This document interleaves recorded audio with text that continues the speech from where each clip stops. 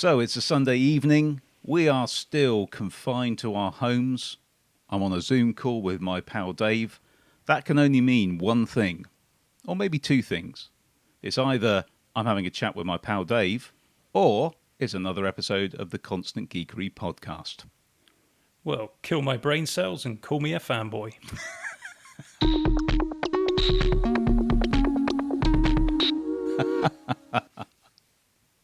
Brain cells are a little bit like SSD cells, aren't they, really? They are. We shall talk about that later. You can tell that we're in lockdown, by the way, because I've got another very fine lockdown haircut. And similarly, I haven't. My hair just gradually gets longer and longer because I don't do that. So Well, I don't do it either. My wife has got quite adept with the clippers, and that's a good thing. That's why I'm not going to make any haircut jokes this evening, other than to say Very wise. I'm not having mine done because my wife's got adept at some clippering, but not on my hair. Okay. I'm not going to ask any more about that at all. Let's just say she's got a horse. Okay, just before there's any smut in the comments, because I didn't even think about that. She's got a horse and she's very good at clippering him. Apparently, you have to clipper horses. Okay, I'll take your word for it. Pete, exciting news. What's that? I think I might know, but go on. Well, it's the subscriber numbers. So last week when we did our podcast, the Constant Geekery channel was just teetering on the edge of maybe achieving 10,000 subs. And then, of course, it did. And now we're on over 11,000 on the main channel. So amazing. So grateful. Thank you so much for everyone that's subscribed. And congratulations to you, Dave. You know, this is a huge amount of work that you've driven. It's 99% you, and obviously Tom with the editing as well. So congratulations to you both. Really pleased. It's nice to see you get to that sort of milestone, and long may the progress continue.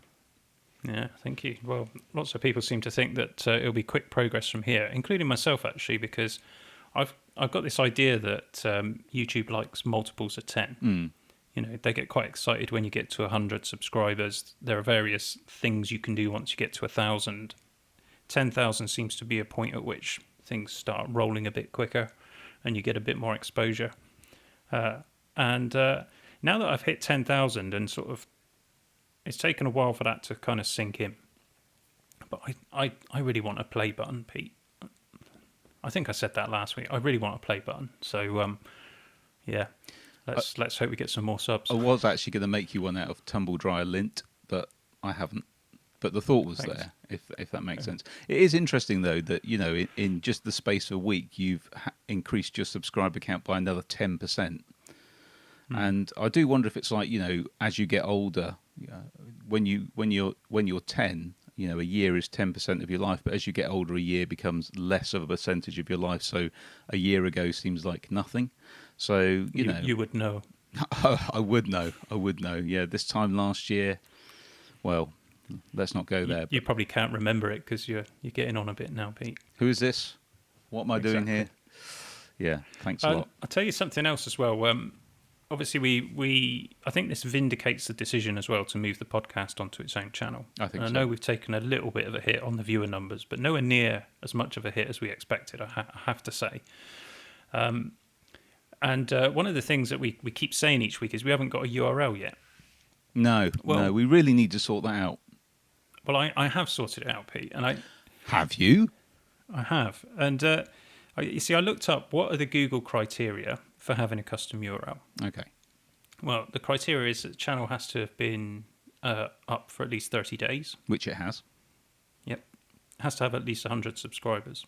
Which it does. Thank you very much for everyone subscribed. Thanks. You have to have uploaded a banner image. Which we have. And you have to have uploaded a profile picture. Which we did. That's fairly easy to see. I imagine that anybody who happened upon our channel on YouTube would be able to look at that published set of 4 criteria, look at our channel, and within a relatively short space of time, and I would say that amount of time would be measured in single-digit seconds, would we be able to ascertain whether or not we'd met those 4 criteria? That So is my a question to you, reasonable Pete, conclusion. when the option doesn't appear then in YouTube Studio, and I had to get in touch with YouTube's creator support because they care about us, Pete. And I spoke to John. Oh yeah, how is he? John at YouTube? I've got to be honest. John didn't sound much like a John Okay. in the way that Leave it. he wrote. It was on a text chat. Okay. How long do you suppose it would take in a text chat for me to say, "Hello, I've met the criteria, but the option's not available. Could you just look into that for me?" About 6 seconds. Well, you got to type it, and you are a notoriously slow typewritist, so 6.5 seconds. So after 45 minutes and still not having a resolution, and then I'm told to prevent you from having to wait any longer, we'll email you when it's sorted. Okay. So that was a great experience. And that 45 minutes was basically John saying to me, "Please wait another 5 minutes whilst I look into this." Every 5 minutes. Yeah, and then I eventually got an email that again was just, it was like, you know how these support agents just use boilerplate. They must have like paragraphs of text and stuff they just copy and paste, and it was just like that. And you just think, what's the point of even employing a human for this? Surely AI could do a better job. Yeah. Well, you think that AI could actually check whether you've met the criteria and spit out the appropriate boilerplate, or if you hadn't, tell you what's wrong. That would be a good use of AI. In fairness, Google don't have many engineers, scientists, developers who might be able to work on that kind of thing. So, we ought to cut them some slack. Absolutely. They're expensive as well. They are. The good news, Pete, is that we now have a URL. The bad news is that there's not a lot of flexibility like there used to be in the old days. So our new URL, if you're listening to us and you would like to check us out on YouTube, is youtube.com/The Constant Geekery Podcast, all one word. Well, it's easy to remember. Don't forget the. So, and if you want to look at the main channel, that's youtube.com/Constant Geekery. So that's exciting. Makes sense.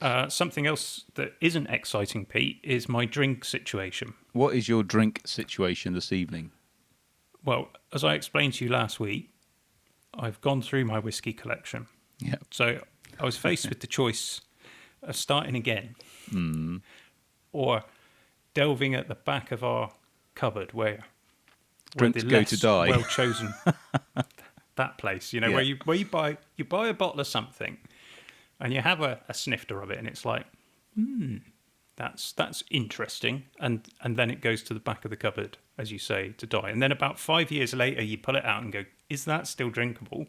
And you give it a try and remember why you put it at the back of the cupboard in the first place. It's a bit like, in the kitchen cupboard, there's always a tin of salmon at the back of the cupboard that no one's ever had.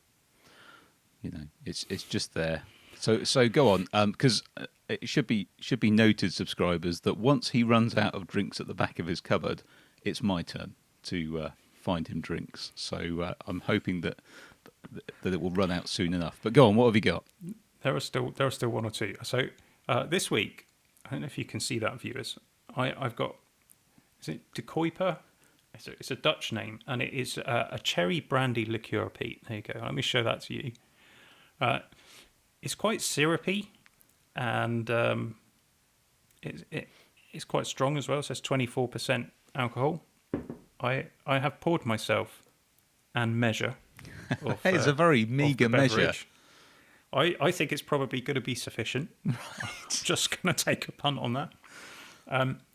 It smells, cherries in booze. That's a wonderful thing, isn't it? Yeah.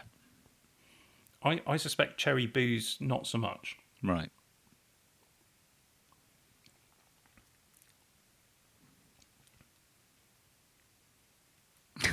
Okay, so too much silence there.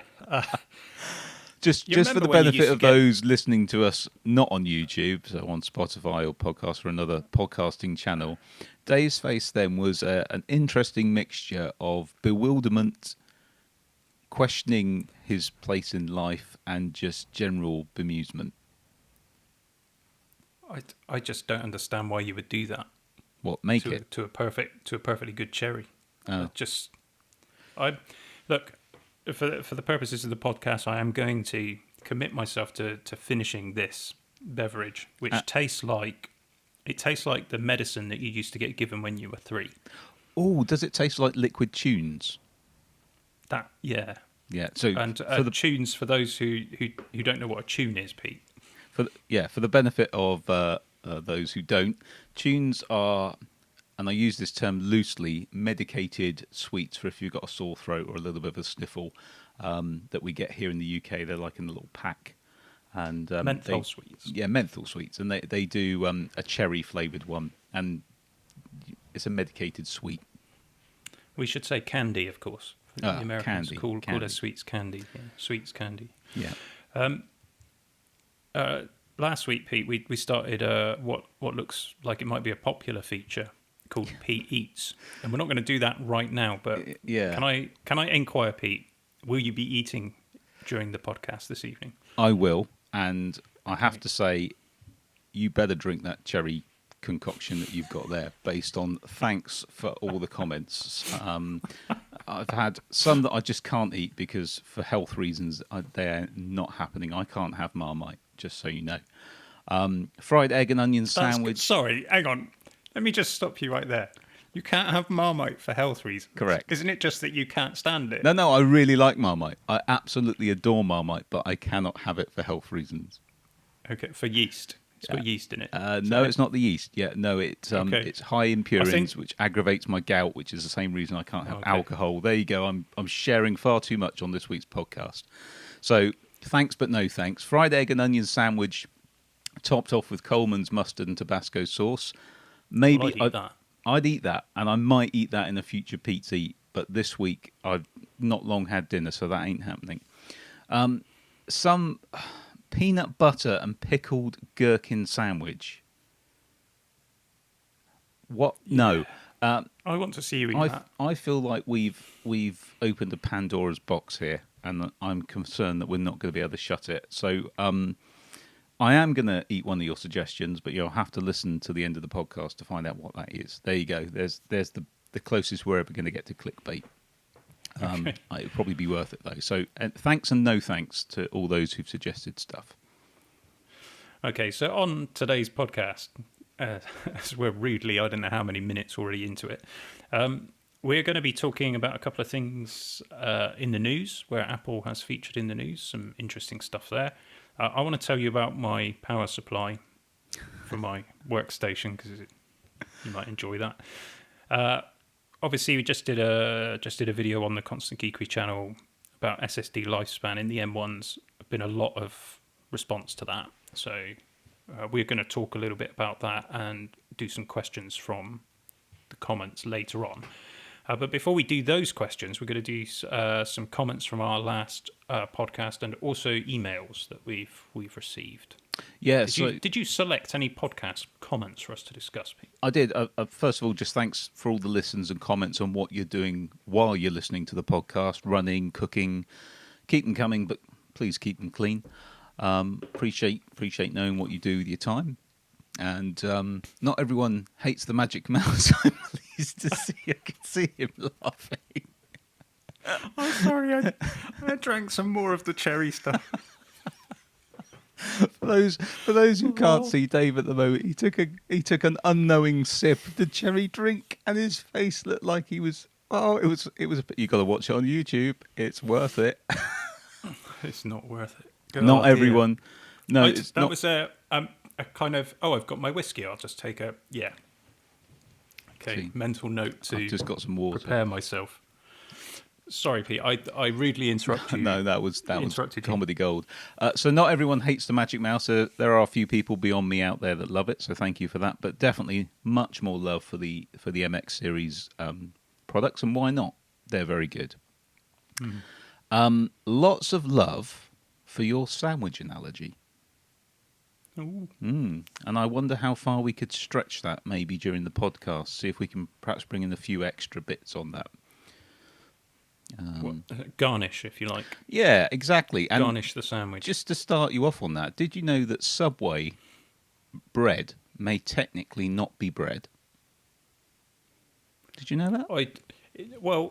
No, I didn't know that, but I'm going to be honest, Pete. If you said to me that anything served in Subway might technically not be what it actually purports to be, I'm not going to be surprised by that. Be careful what we say. We might be in trouble. But it's something to do with sugar content in certain countries. It doesn't qualify as a bread foodstuff. It technically is a cake. Apparently, Ireland, I think, is the case. But talking about things that technically aren't what they claim to be. Someone did make a comment about high bandwidth memory, and you said Apple were very careful not to use the acronym HBM. Did you see that lovely segue there, by the way?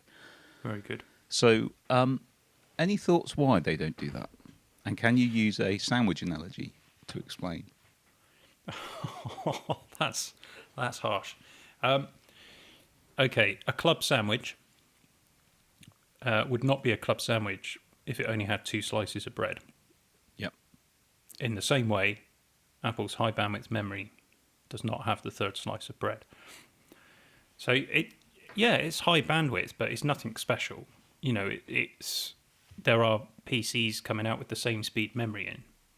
Potentially, you've blindsided me with this, so I don't know the figures.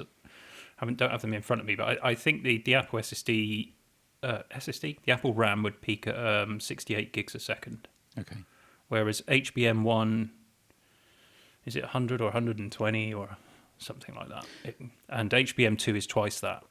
So when people say high bandwidth memory, they're probably talking about HBM2 at this point in time. And that, for those that don't know, is a standard. Yes. As opposed to just saying, this is bread. There is a standard to be met, which is why Apple don't use that acronym.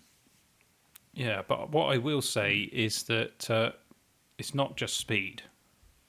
There's more to it than that. I understand why Apple is saying high bandwidth memory. Whether I can explain that on the hoof, probably not, but I'll think about it and maybe put that in another video. Yeah. But yeah, it's not HBM. But then, to be clear, Apple never said it was. No. Okay. But again, it's marketing spin to a degree potentially, because people might jump to the conclusion that it is. Yeah, but I mean, this is Apple. You look at the launch event, and there's all sorts of spurious and very generic claims, with no detail on. Yeah, that's just the Apple way of doing things. So leaving that one there, another one that might blindside you. Someone mentioned the fact that, because obviously we were talking about RISC processors last week. RISC and ARM are synonymous in many cases, or easily get confused. And someone mentioned, of course, the NVIDIA to ARM to NVIDIA sale, which of course isn't approved yet. Any updates on that? I must confess I didn't have time to look. No, I did. When I saw that, I thought, oh yeah, we ought to check it. So I did look it up, and yeah, it hasn't been approved by any of the countries that need to approve it. So as far as I'm aware, the US, the UK governments, and also China need to approve it. And there's a lot of hurdles to go through yet, isn't there? Really, it could easily not happen. Yeah, and I've got to be honest, I think it would be better if it didn't happen. I think it would be better if ARM stayed independent, because there's nothing stopping NVIDIA using ARM tech. They can still do the things they want to do, but I think it's just better for everybody if it's independent of a commercial manufacturer. Yeah. That's just my opinion, folks. Just my opinion. Okay. And then obviously quite a few comments about people like us who use both Windows and Apple machines for different aspects of their computing, typically work and gaming. So that's a common theme. A lot of people who are ambivalent about whether they use Windows or Mac. Just depends what they're doing. Yeah, I have to say, I don't know about you, Pete. I always used to drive a manual car, and now I drive an automatic. And for a while, when you switch back from automatic to manual, you're forgetting to use the clutch, or you go back from manual to automatic and you're stomping your left foot on the brake by accident. But then you get to a point where you jump in either car and you don't even think about it anymore. Your brain just takes over. And it is the same thing for me now with Mac and PC. You know, the shortcuts, everything. And it doesn't actually take that long, No. I don't think, to get to that point where you're ambidextrous, if you like, when it comes to your computer. And I think that's a really great place to be because, you know, I made a tongue-in-cheek intro comment about fanboyism, and I just think there's no place for it. Just, you know, use whatever tool is best for the job and enjoy it. But I'm really pleased to hear that lots of people are doing that. That's great. Definitely. You know, you win, don't you? If you don't tie yourself to one manufacturer, you're a winner. Yeah, and that's what we like. And then just finally, background image on the podcast, which obviously we're against here. What is it? Are we going to let people know? Are we going to let people keep guessing? No, I think there should be a competition. I don't know how many guesses we've had, but let's do a competition, and we will indeed have a prize. Now, don't get too excited, but we'll figure out some sort of prize to do. So, stick your thoughts in the comments on YouTube, or drop us an email to podcast@constantgeekery.com with what you think is going on in the background. Exciting. Intriguing. I don't think anybody's going to get it. I really don't. But we'll deliver the prize to whoever gets closest to it. How about that? Yeah, sounds good. It's good. And Pete's going to pay for the prize, so thanks for that, Pete. Thanks. Okay, so yeah, thanks for all your comments. There were plenty more that I could have picked out, but time moves on. So I think you had a couple of emails come in as well, didn't you, Dave? That's it. Yeah, we've given out the email address, and the inbox has literally been overflowing with an email. What is the email address again? Just for those that may be now wanting to add to the overflowness. Yeah, just bear in mind there's only so many hours in the day, and I don't need a deluge of email. But it's podcast@constantgeekery.com. Podcast at Constant Geekery. So I want to say hello to Joel Metz. Hello, Joel. Thank you for emailing us. He had a suggestion for your culinary adventures, Pete. And I got to be honest, I think this suggestion is a little bit too easy on Pete. And he's simply saying a slice of white bread, a thin layer of butter. I mean, who can be offended by a thin layer of butter on white bread? And then on the top, sprinkles, which I assume is those sugary cake decorations. I'll tell you what, that would be offensive to a gluten-intolerant, lactose-intolerant diabetic.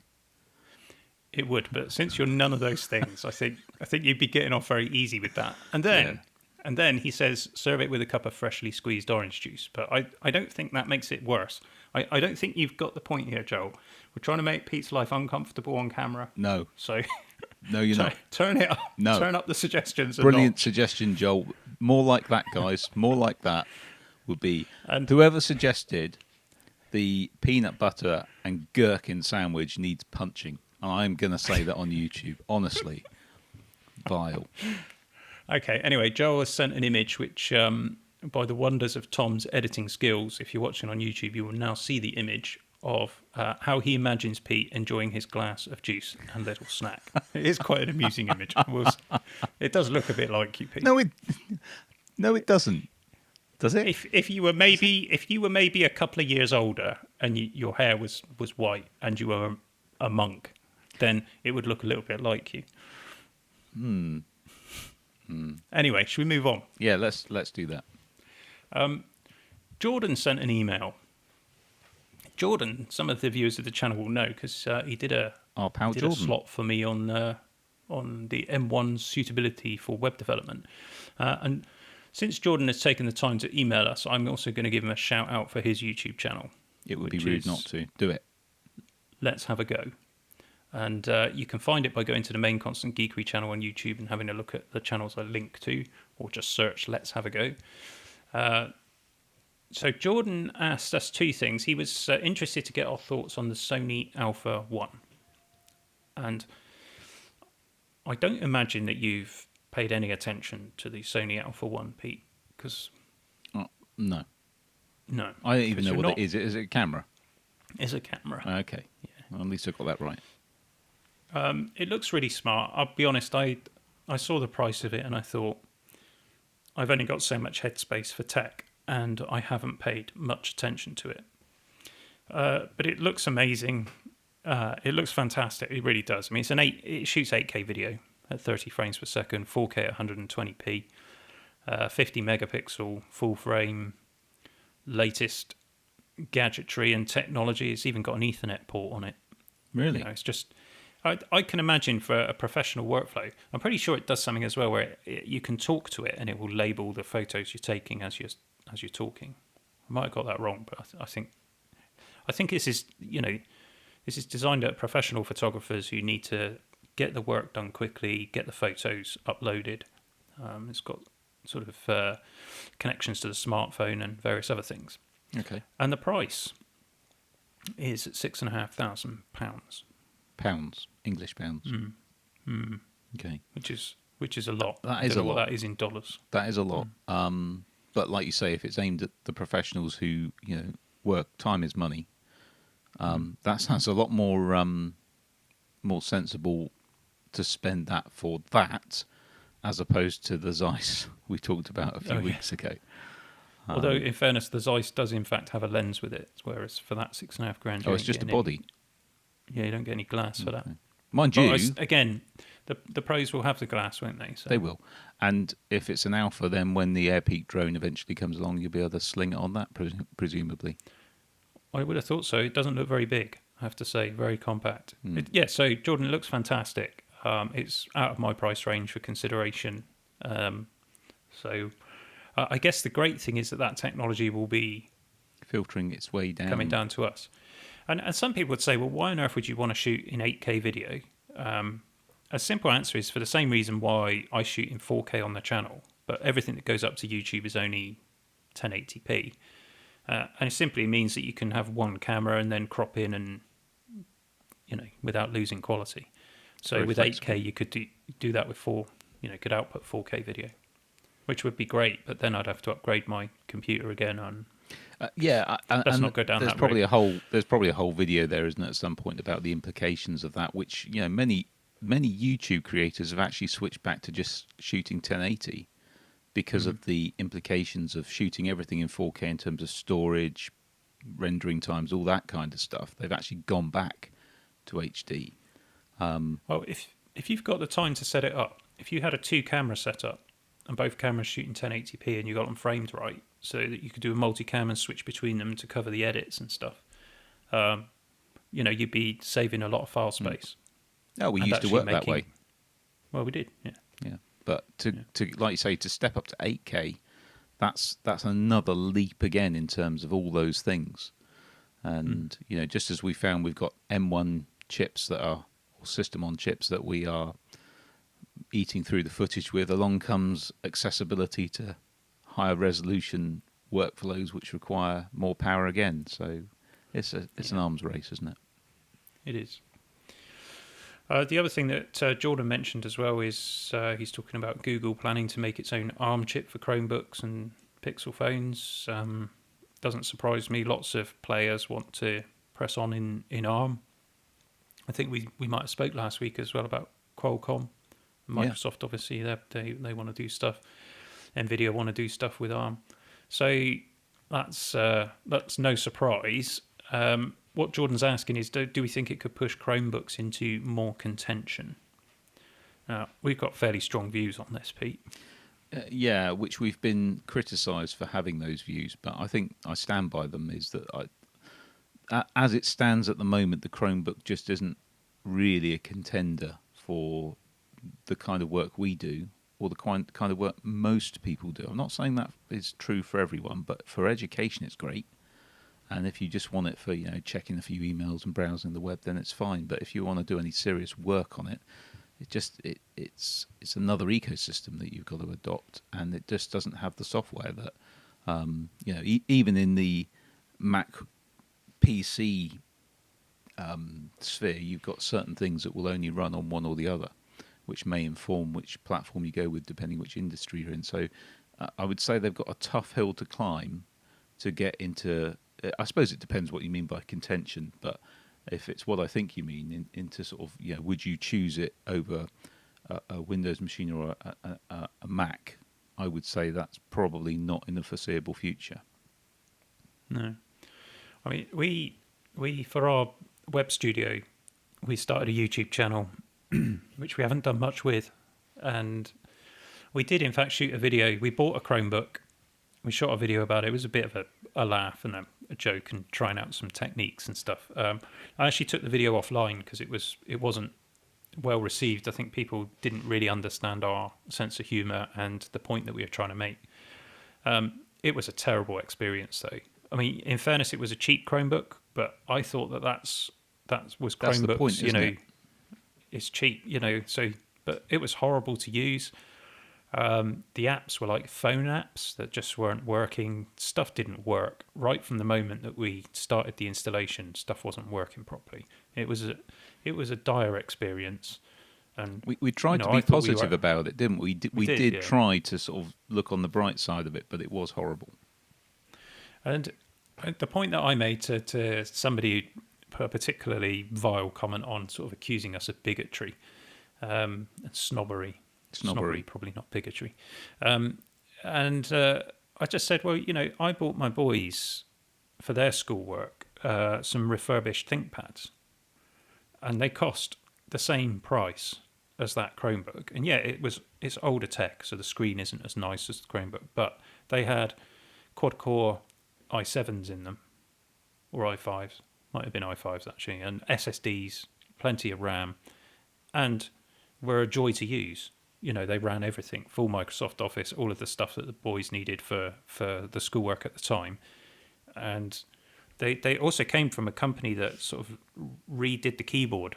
They have a laser machine to kind of refinish the keys. So they look brand new as well. That's the other thing. So you get this refurbished kit that looks brand new for the same price as this cheap Chromebook, and it runs full Windows 10. Yeah, I think ThinkPads are, like you say, they're slightly older and they are what they are, but they're a nice piece of engineering. I had a ThinkPad way back when, and it was a lovely, solid piece of kit. I really liked it, and it was sad when the job I had with that, which was 15, 16 years ago now, ended, and I went to a different job. I couldn't take it with me. I really liked that laptop. Yeah, they are good. I know other listeners on the channel do swear by ThinkPads, and rightly so. They're great. So yeah, Jordan, the answer is that I cannot see Chromebook coming into contention at the level. If you're spending the kind of money where you can have a Mac or a PC, why wouldn't you have a Mac or a PC? Yeah, I understand the benefits of Chrome, and if it works for you in your specific use case, then the same thing that we spoke about last week applies. Use the tool that's right for you. Yeah. But for most people, surely they want the additional functionality in Windows or Mac OS, because there is simply nothing that you can do on a Chromebook that you can't do on a Mac or Windows machine. And a lot more that you can't on the Chromebook. Yeah. Unless I've missed something, in which case, leave some comments. We haven't spent a lot of time with Chromebook. We were hoping that it would shatter our preconceptions, and it most certainly did not. No. And whatever happened to it? That Chromebook, is it? It's still in the studio in its box. Yeah. So we literally got it out of the box. That could be the prize, Pete. That's the prize. That's the prize. Okay. Tell us what's in the video background, and you can have a really naff Chromebook. But it's new. It's as new, and it's as new. Yeah. That's not really an incentive, is it? There we go. Well, look, if you've ever wanted to take out your anger on some computing equipment, throw a laptop out the window, sledgehammer it, or anything like that, then this gift is ideal for you. Alternatively, pass it on to a school and put it to good use. Or give it to a hated relative. Indeed. Yeah.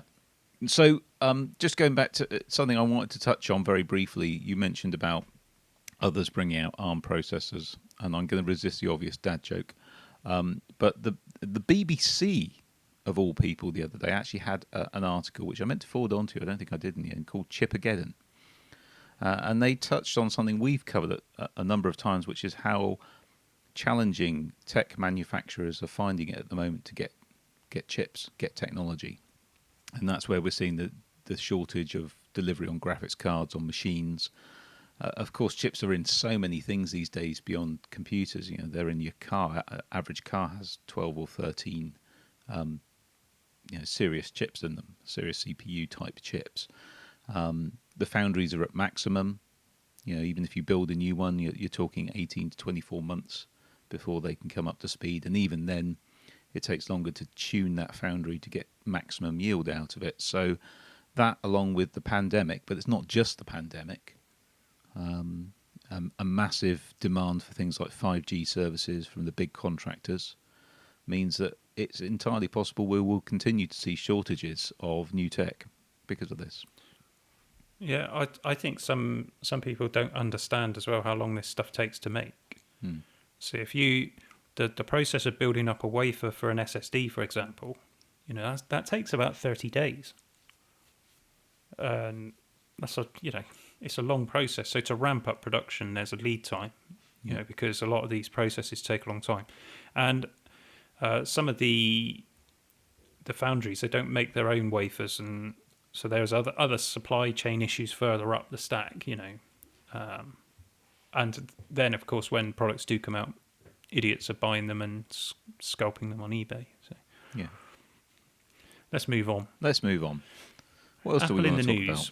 Apple in the news. That's unusual. Well, I saw you've started us down this road with the BBC News story, but I saw a story on Sky News that Apple are working on augmented reality headsets. Yeah, I saw this.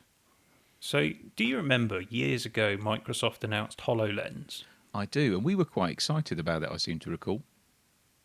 Very excited, and it's just never quite made it into mainstream. So, let's just clarify what we're talking about here. We're not talking about, you know, gaming VR headsets like the Oculus Rift. We're talking about mixed reality. I think that's the best way to term it. So glasses, essentially, that you wear that superimpose stuff into your environment, so that you can, you know, you could project a TV screen onto your wall, or, you know, for engineering, you can have something right in front of you and kind of spin it around, and it's the stuff of the future, and it sounds incredible. So Apple, apparently, according to this story, they're working on a VR headset with two 8K displays. And it has apparently 12 cameras built in to feed in the environment from around. So this sounds a little bit different to HoloLens. It sounds like it actually is a VR headset. It's almost taking up where Google Glass left off and putting it on steroids. Yeah, it'll be interesting to see. I mean, I imagine you're going to need a fairly beefy GPU to drive that. One of the things that I found, because we mentioned last week or the week before that I tried an Oculus Rift, which I didn't get on with at all and returned, and I found the resolution was far too low. So yeah, 8K in each eye. That's going to be very pretty realistic. Stunning. That, just as an aside, has Flight Simulator downloaded for you yet? Yeah, it has. Okay. Yeah, so just checking. I've been flying the plane and enjoying it. Oh, good. But that's something for another day. Yeah. I mean, it will be interesting to see, and I think Google have resurrected the Glass project under a different name, so they're working on something similar. Yeah, and the HoloLens is still they're onto a new version of it. So I think these things are sort of ticking away, but they don't have a mainstream use case.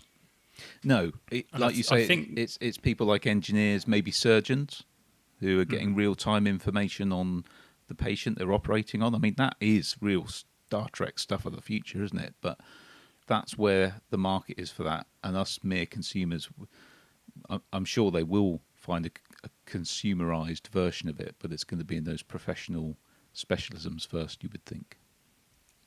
Yeah, and I think the things like Google Glass, where you're looking through a pair of glasses into the real world, is a better solution for that kind of thing. If we're talking about two 8K displays, yeah, that's going to look pretty incredible, and very realistic. And I wonder whether that will help with the whole motion sickness thing. But even so, it's not going to be the same resolution as your eyes can manage on their own. No.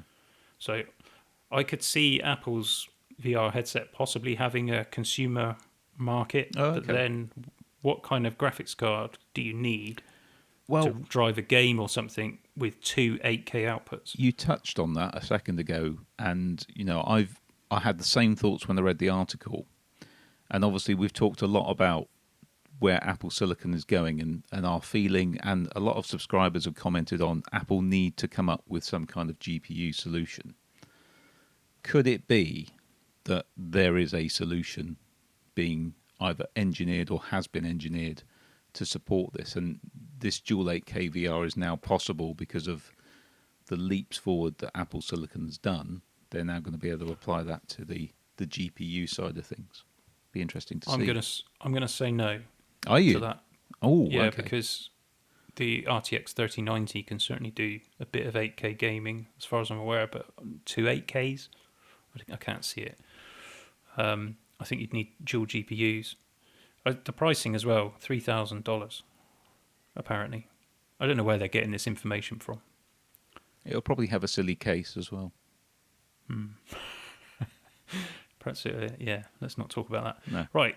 Other Apple stuff in the news, your iPhone 12. Yeah. So many people, with the release of a new iPhone, it lifts their pulse rate, gets their heart going. But apparently that's so does the iPhone 12 if you've got a pacemaker. And people are being advised to keep it away from cardiac devices due to electromagnetic interference. That's not funny. Seriously. Well, you like the magnets, Pete. You were all over it.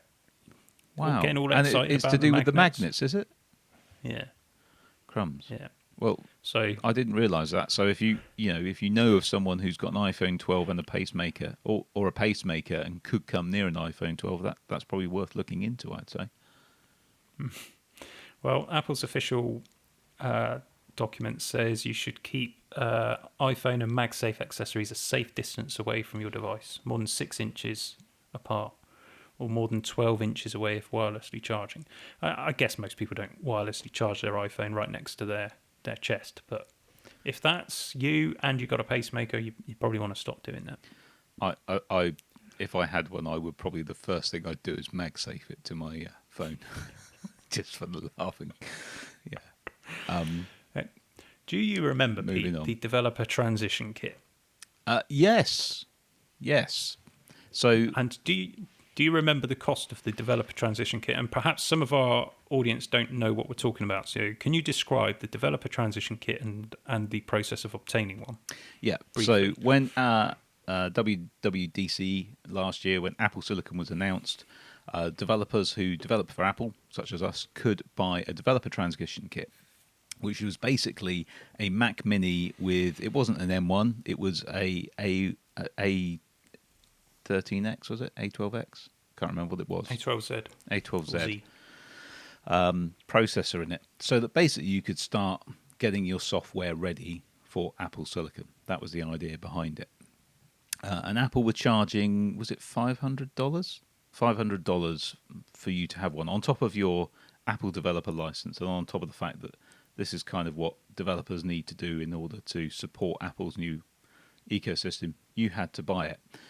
But I say buy because it wasn't actually a purchase, was it? It was kind of like a loan where you got given this Apple Silicon Mac Mini to play with, but you had to give it back at the end. And we were, I think, slightly bemused and aghast by that. Yeah, so the time has come for those units to be returned. Okay. And Apple has said that it wanted the developers to start returning it, but what it was going to do was going to give them $200. Not cash, $200 Apple credit to put towards a new Apple machine. Okay. And it had to be used by the end of May. And unsurprisingly, many developers were not happy with that as an offering. And Apple has indeed stepped up, and they are now giving $500 back but only in Apple Store credit. So you can buy an Apple product basically. And is that got an expiry date on it? Yeah, the end of the year now. Okay, well that's more reasonable. So- I mean, it's still a little bit, but I suppose it's better than nothing. Yeah, well done to the developers for complaining, and it's good that Apple did something about it. I still think it's not enough because if you imagine a developer of a small app we're talking about here who's invested $500 into the DTK, they can develop for the M1 machines. If they send it back, they get their $500. They're not going to be able to buy an M1 Mac for $500 to do their development work on. No, so they've got to spend more to get an M1. Yeah. So that's the price of a seat at the table as an Apple developer, basically. I mean, we did some apps. We don't regularly do Apple apps anymore as a business, but we did do some in the day. And in order to keep those on the App Store, we have to pay this fee every year. And we have to keep updating them as well. When Apple updates its rules and on stuff, it's a constant exercise of revising and keeping up to date with stuff. So it is quite challenging for smaller developers, independents. I mean, working from home, trying to make a living in a very saturated marketplace. I think Apple should have done a little bit more to support their developers through this transition. Yeah, I agree with you. It should have recognised that, and when you put it that way, boo hiss. Now, I want to talk about build quality. On what? Because on computers. Okay, just in general? No, specifically to Apple. Okay. So we said this loads of times. I don't want to bore everyone with the details. So I was going to get a 2019 Mac Pro. I had the 2013 Mac Pro, but that wasn't ever supposed to become my main machine. That was a project for the YouTube channel, and I just ended up using it because it was good. But what I wanted was the 2019 Mac Pro. I struggled a bit with the cost of it. In the end, because of the M1 transition and everything else, and for the reasons we discussed the other week, I decided to go with a Lenovo PC. And I don't regret that choice at all. It's absolutely fantastic, and I really like it. But what I will say is the reason why it's cheaper, performance for price than the Mac Pro is because the build quality is just not there. Okay. It's not the same. So I noticed this noise coming from my Lenovo machine that sounded like hard disk heads chattering, and there's no hard disks in the machine at all. I actually got to the point where I thought there is a little hard disk in there somewhere, and I'm being spied on. Did you really? I got really wound up. I basically took a lot of it apart and I came to the conclusion it's actually the power supply unit. A weird combination of some odd coil whine and a slightly loose fan was causing the issue. So I got in touch with Lenovo, and actually, I got to say, their support is pretty good, and they shipped out a replacement PSU. Actually, due to a little snafu, they shipped out two. The first one came, and I put it in the machine, and the noise, if you can perhaps imagine this, Pete, but think of an angry wasp. And the sound of the angry wasp being piped through a cheap flange effect. A flanger, do you know what I mean? Yeah. Yeah. And that's what it sounded like. It was absolutely horrific. So I took it straight back out and put the hard disk chirpy one back in. Then the next day or 2 days later, I got this other power supply. It's like, brilliant. Well, this is great. This will be the one. And I put that one in, and it doesn't even switch on. Oh, okay. So 3 power supplies, and bear in mind that these are 80 plus platinum rated power supplies. That's like as good as it gets. Yeah. And they've got Foxconn fans in them as well, which is not rubbish. No. But 3 out of 3 have issues. So 2 of them work, but they're noisy. 1 of them doesn't work at all. So I dismantled the 2 that they'd sent me and swapped the fan round. I put the good fan in in the good unit, which has sort of resolved the issue. It's still a little bit noisy for my taste, but I don't think I'll get it any better than that, because I think that's just the standard at which PC manufacturers will operate. That's what it's built to. Price. It's built to a price. Yeah, and Apple is not like that. That's what you're paying for. You're paying for a lot for that machined aluminium case, all of the engineering that goes into it and everything else. And of course, the fact that the Intel CPUs are eye-wateringly expensive compared to AMD CPUs. So I just thought it's useful to relate the good as well as the bad with different things. And yeah, you can get yourself a very powerful PC that will outperform, I think you price up the Mac Pro 3 times the price, and my PC is still faster. So you're getting a lot of performance, but you have to put up with the little bit of noise. And for me, that's probably worth quite a bit of money. I probably would have paid quite a bit more to not have the noise. On the plus side, in addition to a Chromebook as a prize for guessing the background there, we'll also chuck in a slightly noisy Lenovo power supply.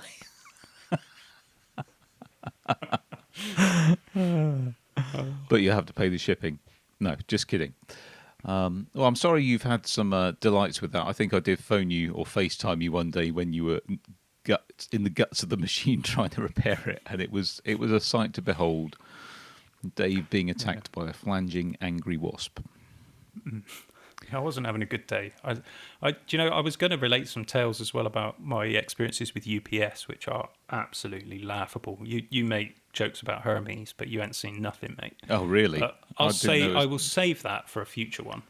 I didn't know it was possible to get worse than Hermes in this country, but yeah, by all means, we ought to just do a whole video on couriers, because it's such an intrinsic part of being in tech these days, and actually probably for a lot of us, we ought to just say. I'll tell you another thing. I'd be interested to see what subscribers think of this from maybe another chat another day. Particularly, I don't know if you have these in the States, but in the UK we have parking apps now to pay for your parking in the parking car park or parking garage, as you might call it in the States. And man, are they bad. Are the user experiences bad? And I'd like to have a little whinge about that sometimes. And maybe we can have a whole podcast dedicated to things that could easily be improved in our lives. We are good at whinging. We are. But I apologise to people watching on YouTube. I've got my Osmo set on face tracking this week just to see what it looks like. I just adjusted myself in the chair, and I think people might get seasick. It moves around quite a lot. Pete, I'm concerned that time is pressing on. We haven't even got to talking about the SSD lifespan video. So I suspect most of you have seen this or are aware that the M1 Macs are very evidently using their internal SSDs to swap memory into. Yes. So memory swapping is not something new. It's been around since forever. And there's nothing wrong with doing that. It makes good sense to do it. It just seems that the M1 machines do it more than other machines do, based on what we're seeing. Lots of people are saying the same thing, so that sort of confirms what we're seeing. And of course, SSDs have a finite lifespan. So people are worrying that their SSD in the M1 isn't going to last very long. Yeah. And so I posted a video about that and my thoughts on it, which is basically, I don't think we need to worry about it. You can go and watch that video on youtube.com/constantgeekery if you want to see my thoughts on it. But Pete, you picked out a few comments and questions. Yeah, I did. And I haven't just cover off in the podcast. I haven't pre-warned you about these, so some of them might catch you on the hop, just so that everyone's aware.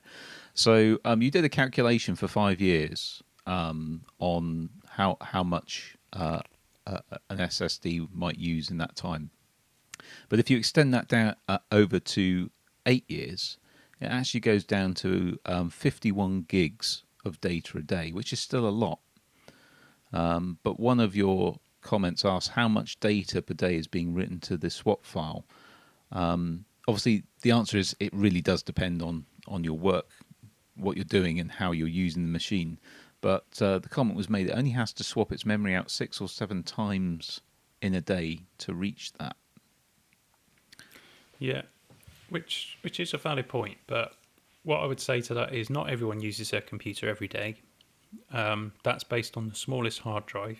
It's based on numbers that Samsung publish for their drive, not on. We don't know what Apple's drive is. Someone rightly pointed out in the comments that there's a cache involved as well, which makes it better. That's the and SD RAM buffer, isn't it? Buffer. Yeah. So I think, it's impossible to answer it. I know people would love for me to be able to give a straight answer to that, but you literally can't, because there are so many variables. It's impossible to know how someone's going to use their computer or even how the computer's going to behave. So I still think, it's probably nothing to worry about. And we'll talk about our experience in a moment. But what I will say is there are some really good comments from people with, actual experience of SSDs, and nobody is coming forward saying my SSD on my old Apple is bust. No one is saying that. So I really don't think we need to be as concerned as some people might suggest. No, I agree. I did pick out a comment where someone said a system-on-chip laptop is just a bad idea. One component fails and you're stuffed. And I kind of, again, this is from my own experience. I've still got a 2012 MacBook Air. Admittedly, it's not a system-on-chip. It's from 2012, but it's from a user serviceability point of view, it's not really any different. Has an SSD, it's been used heavily in its life, and it's still going strong. So I guess it depends on, is a system-on-chip based laptop a bad idea? Well, again, it all comes down to how are you using it and what are your expectations. But my personal experience is, not just with that MacBook Air, but over I dread to think how many Apple laptops we've had in the studio in the last 10 years. Probably it's a large it's number. A large number. Probably north of 100. Yeah, and we've had issues, but not with I don't think we've ever had an issue with SSDs. No. It's always been screens or keyboards or stuff like that. Yeah, and in fairness, we've got an issue right now. One of our developers, their touch bars stopped working, so we're going to need to get that fixed. But in fairness, Apple will fix it, just like they fixed every other problem we've ever had. It's never been a problem. Most of the time, it's not a problem. Sometimes you've got to work a little bit to get the result, but most of the time they sort you out.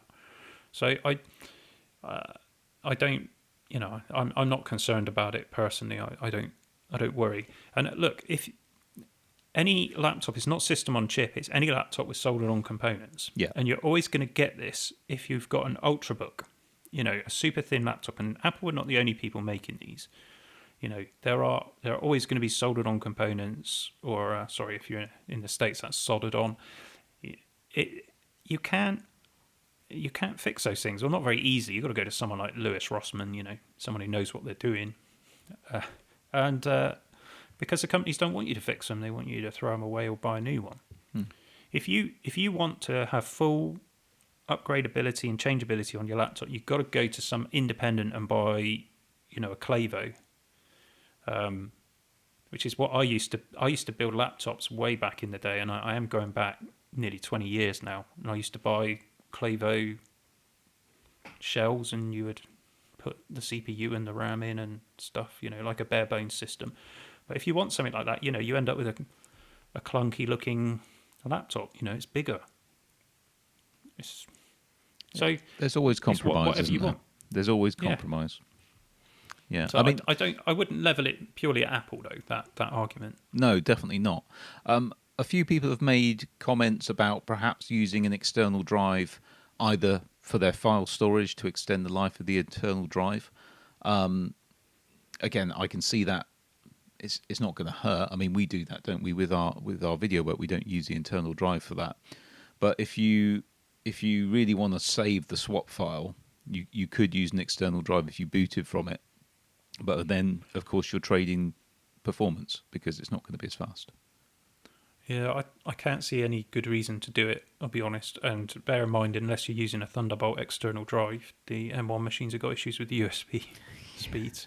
So, and I'm fairly certain that a Thunderbolt external drive is probably not going to hit the speeds consistently of the internal SSD. So you will be taking a performance hit.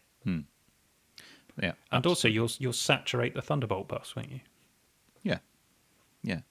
And speaking of saturation, another I think quite prudent comment was a lot of this depends on how full your drives are. You know, if you're always up near the 90% mark, then the remaining 10% is going to be getting hit all the time with whatever's there. So, because, you know, you made the point that the usage gets spread over the drive, but if it's full, presumably it's going to be hitting the 10% that isn't.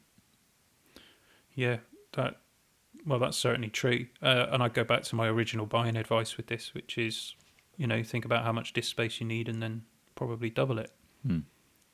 And again, I think this all points to the fact that it may make sense to get a 16 gig model if you can, but don't just do it for SSD lifespan concerns. You know, it's always best to get as much memory as you can, because we suspect, you know, by definition, the 16 gigs aren't going to be using as much swap as. No, well, they don't. Well, we've seen that in our testing, whether that's consistent across everybody's, but that makes sense. So I think if you are just, I don't mean just. That sounds negative. But if you're a consumer and all you're doing is consuming content, using the web, doing office tasks and stuff like that, yeah, get an 8 gigabyte model. Why wouldn't you? Makes perfect sense. And it'll have enough juice to do occasional heavier weight work. But if you're going to be doing anything more than that, get a 16 gigabyte model, because you should. Yeah. You know, it just makes sense. And another comment, which I thought was really, you know, really quite insightful, and it backs up everything we've been saying, is it's a consumer machine. You would expect reasonably at least 5 to 8 years life from that. But, you know, this one comment says, my use case is a lot more professional. I'm looking at 1.5 terabytes of writes to my disks per day because of whatever that person is doing. That's a lot of data. But he recognises that the M1 machines that are out there at the moment are not appropriate for his workflow. So, you know, a lot of people are saying, oh, these are amazing for anything. Why would you need anything else? And it's like, well, there's a really good example of where actually, if you're in a particular profession, they aren't right for you. Yeah, and that would be true of any machine with a soldered on SSD. Yeah, you know, they're all the same.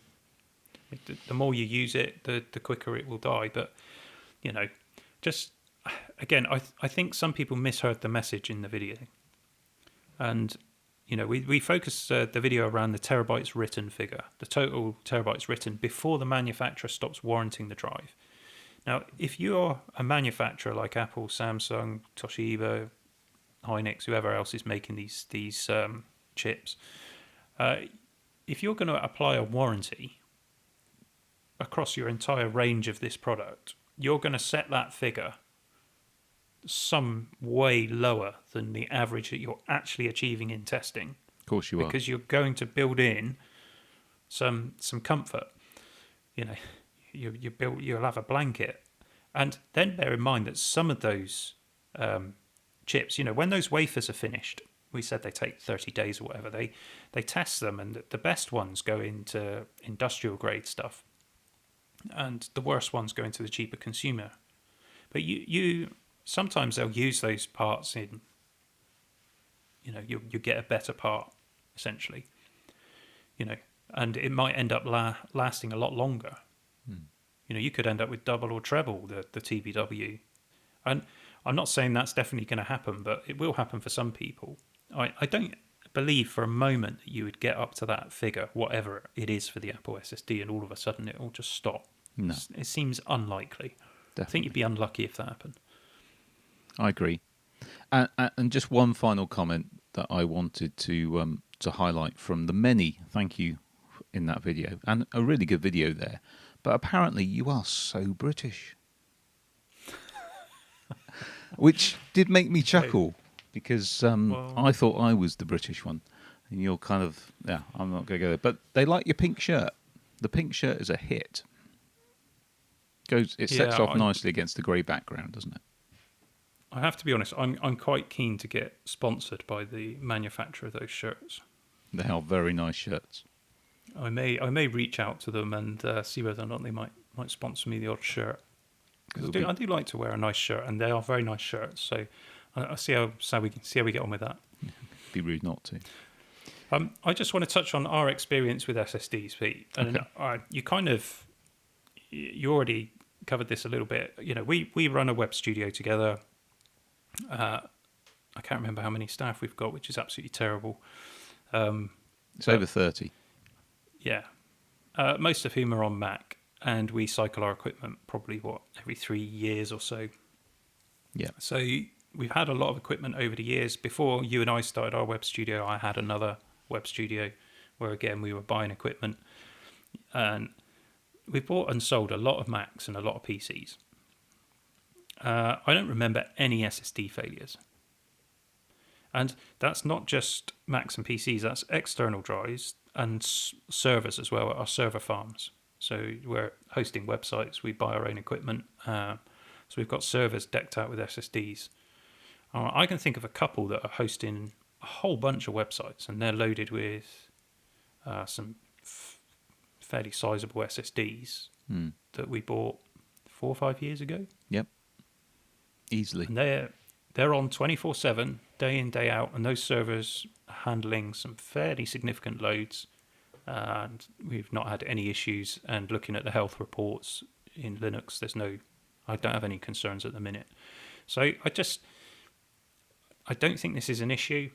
I made the video because lots of people are making it an issue, and I think the reason why people are even talking about this is because so much hype on YouTube about the M1 has meant that people are going out and buying 8 gigabyte machines and trying to get them to do stuff that they shouldn't be able to do. And so they are seeing a lot of swap usage. And, you know, think about 4K video editing, which a lot of people are doing, and even Apple are saying this is what you can use the M1 for. Right? Intel have got some guidance notes. Intel published the guidance notes, and they say 4K video editing, you need 32 gig of RAM. That's their recommendation for the system. And conventional wisdom is that you need a GPU with 8 gigabytes of RAM to work with 4K footage. Now, putting aside all of the clever optimizations that exist in the M1 for ProRes and H.265 and all the rest of it, that's the general wisdom for working with 4K content. So a 32 gigabyte system, 8 gigabytes on the GPU, 40 gigabytes of RAM. People are trying to do that work with 8 gigabytes. And, you know, we've said this so many times now, but you cannot change the laws of computing physics. You know, you can be super efficient in the way that you use your memory, but you just can't change those laws. Trying to do that work on an 8 gigabyte machine, there will be consequences to that.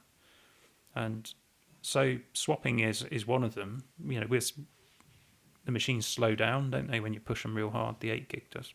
Definitely, yeah.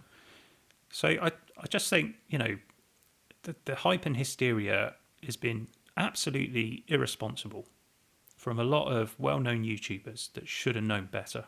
And a lot of people have gone out and bought these machines, probably in the wrong specification based on that hype.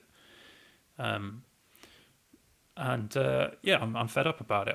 As a content creator myself, I just feel like, you know, we have a responsibility to, you know, I don't always get everything right, but I never set out to deceive people or to give reckless advice, you know. And it, you know, we've taken some flack for that.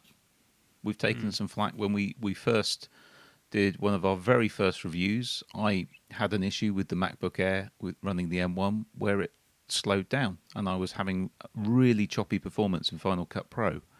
And we spoke as we found, and we tried to replicate it, and we could sometimes, we couldn't other times, and hypothesized why that might be. And a lot of people got quite upset about that, you know, honest appraisal rather than the waxing lyrical that seemed to ride the first wave of Apple Silicon. We were just honest. Well, there we go.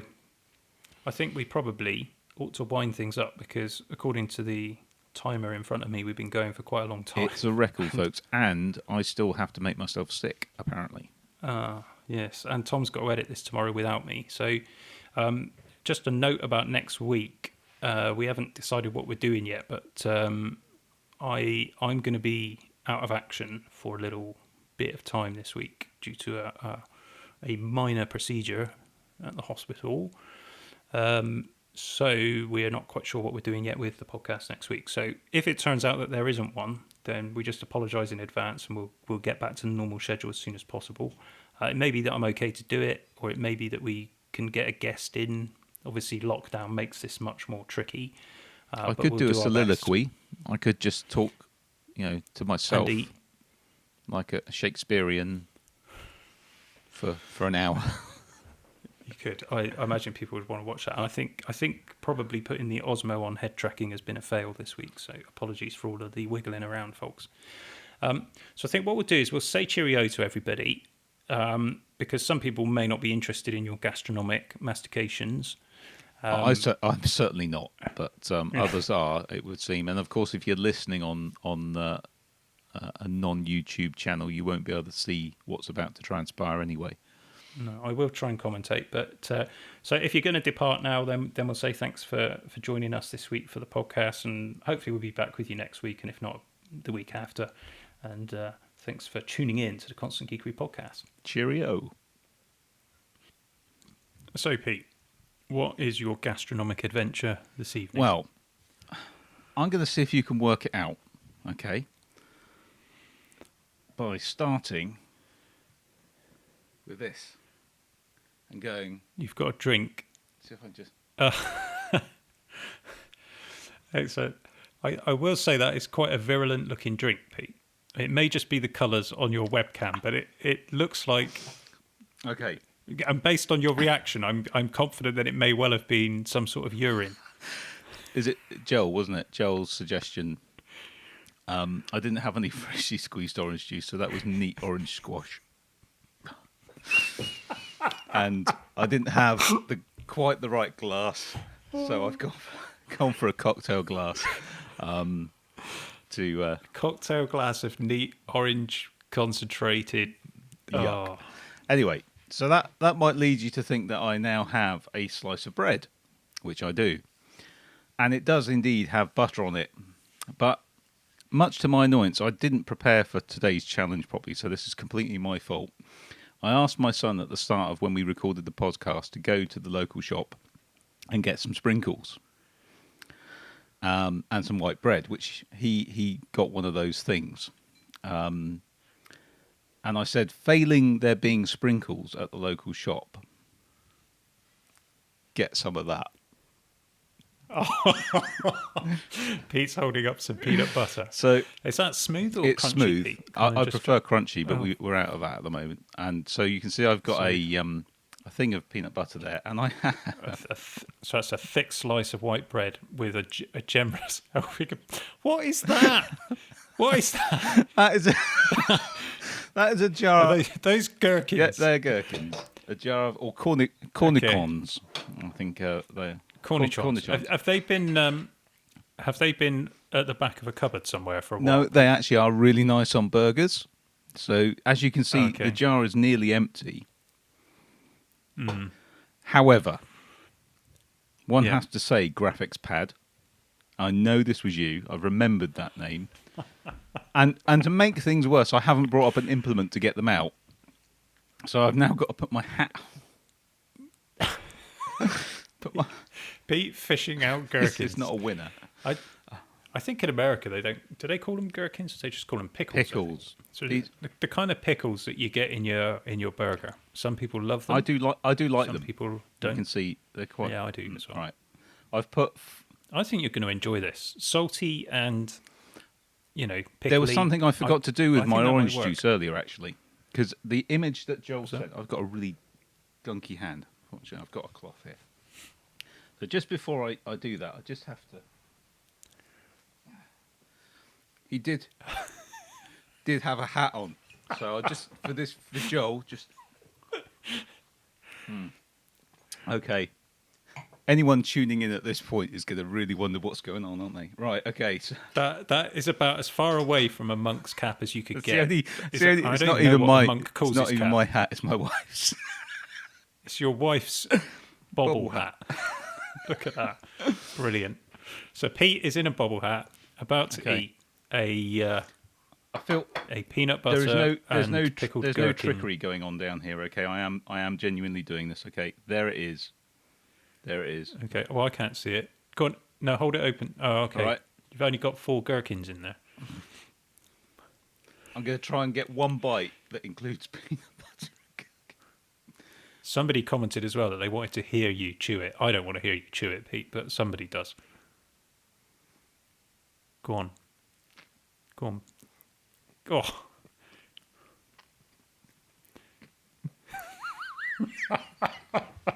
Your face is quite the picture. How's that working out for you, Pete? Oh. Oh. Bunny rabbits are No, dying this- somewhere. Oh. No salty plus pickly goodness? It's not working? No. No. Sometimes things... Graphics pad, you're a genius. Well done. Excellent. Made my evening. Oh. I see.